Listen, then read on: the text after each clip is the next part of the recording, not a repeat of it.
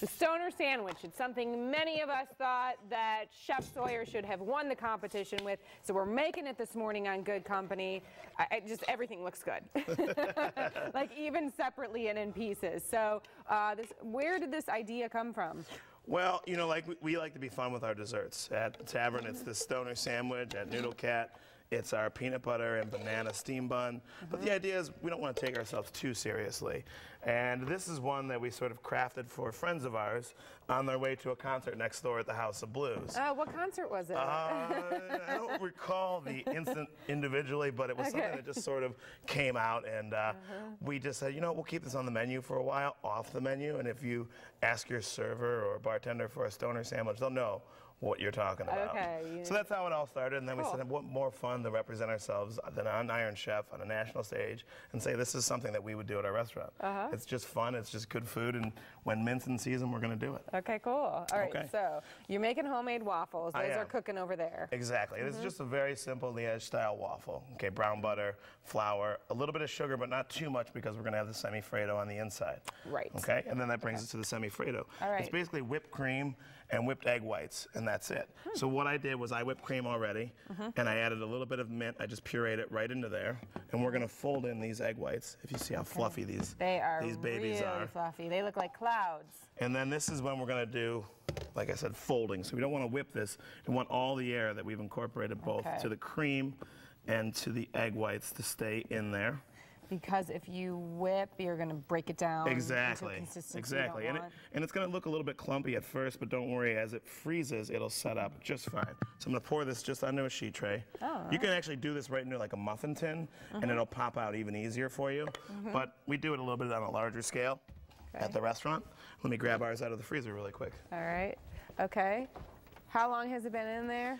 It takes about an hour and a half to 2 hours. Now, literally, pretty fast. Yeah, it's pretty fast. It's light and it's not that thick either. And unlike ice cream, where you're trying to make sure the crystals are emulsified perfectly, it's okay if there's a little bit of variance in there.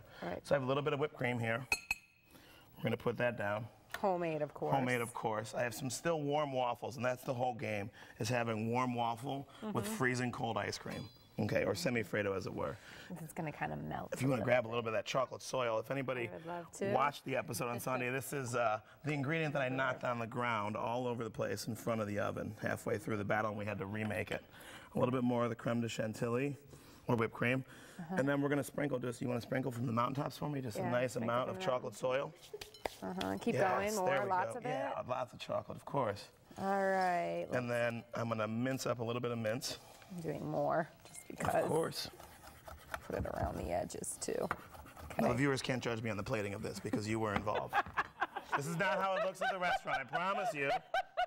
We care. Hey, in the end, all that matters is that it tastes Exactly. At the end, it's just food, and I hope that it tastes good. There we go. And then a little bit of this. Okay.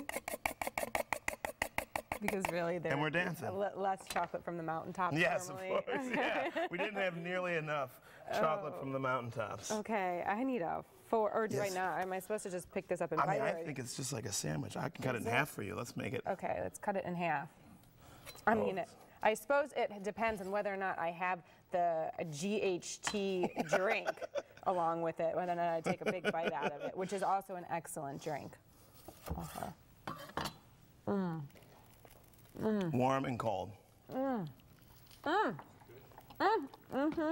good. Come on in, Fred. Fred's off to the side going, is it good? Is it good? Which means, can I come in and take a bite? I couldn't help it, I was salivating. Oh my gosh. You are going to salivate even more. It's amazing. And this counts as breakfast. Just keep talking. Oh, I'm going to have some trouble. It's magic. That is awesome. So, this is not printed on the menu, but can be ordered right now? Now, we put it back on the menu. Just in its inception, we were just sort of having fun with our friends. So. Oh, this is heaven. It's good, right?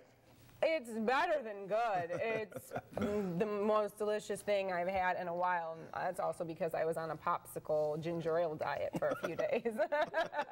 All right, well, are you going to share the recipe? Of course. Okay, goodcompanyshow.com.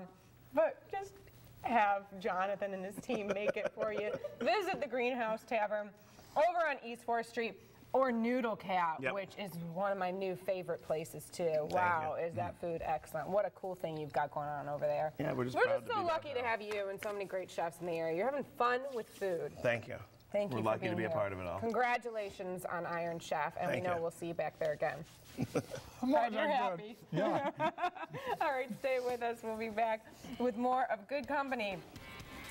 Now, politics certainly are on everyone's mind, and if you're wondering whether or not how much a presidential candidate makes would determine whether or not he would be a good president, we're going to get some answers to that in a non-political way. And Joe is he's in the house.